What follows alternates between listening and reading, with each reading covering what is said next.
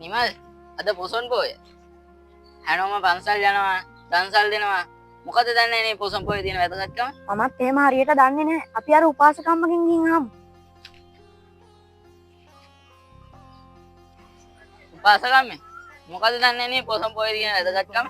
පොසොන් පොය කියලා කියන්නේ මිහිඳු මහ රහතන් වහන්සේ ඇතුළු පිරිස ඉත්තිය, උත්තිය, සම්බල, බද්දශාල සහ බණ්ඩුක උපාසක යන පිරිස චේතිය නම් පර්වතයට වැඩම කළ දවස. එදා මිහිඳු හාමුදුරුවෝ දේවානම්පියතිස්ස රජතුමා බුද්ධිමත්ද කියලා දැනගන්න අම්බ ප්‍රශ්නය සහ ඥාති ප්‍රශ්නය ඇසුවා. ඒ වගේම මිහිඳු මහ රහතන් වහන්සේ දේවානම්පියතිස්ස රජතුමාට චුල්ලහත්ථිපදම සූත්‍රය දේශනා කළේ එදා තමයි. එහෙනම් පොසොන් කියන්නේ ආලෝකය හා ධර්මයේ පණිවිඩය නේද? ඔව් පුතේ, පොසොන් පොය කියලා කියන්නේ ආදරය, කරුණාව, සතුන්ට උදව් කිරීම සහ ජීවිතය යහපත් කර ගැනීමට තමයි පොසොන් පොය කියලා කියන්නේ.